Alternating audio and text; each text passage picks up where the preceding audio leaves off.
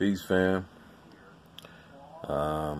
Today's video is going to be about the reinsurgence of the vaccine and the reinsurgence of the virus in Israel.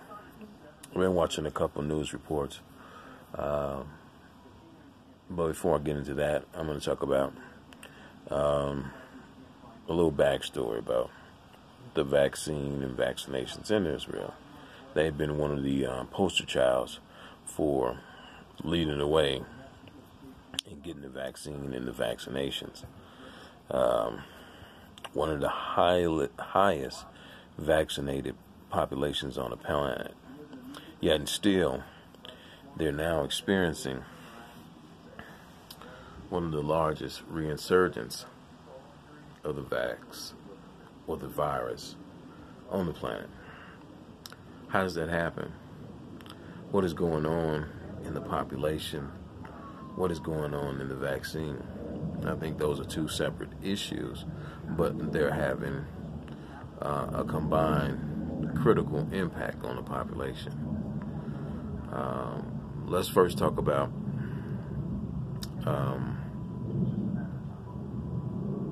the rules of engagement in Israel. They implemented no travel bans of their own, and then they laxed them. And once they laxed them, the reinsurgence of the virus began to take flight again within this highly vaccinated population. And now here in America, Joe Biden has implemented travel bans for certain and Pacific African countries. When Trump initiated a travel ban, it was considered racist. And now that Biden is doing, it's considered prudent and responsible, which it is. And I believe both responses were prudent and responsible, but they met with a different media outlook. Yeah.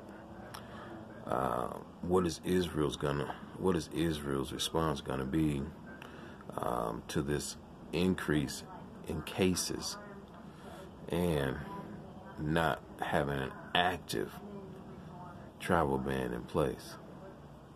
And I think that's the true problem. And I think that's the true problem for America.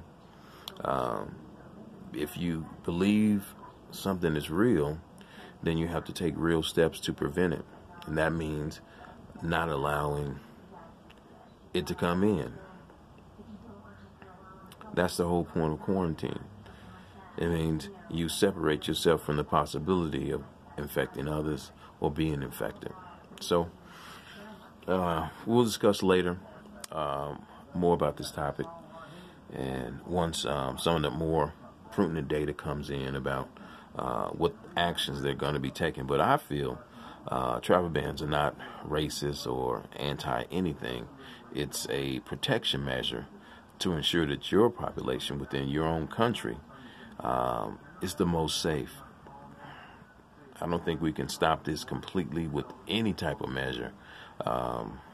And hopefully natural immunity and a combination of vaccines, and we have treatments now with ivermectin, Flomax, the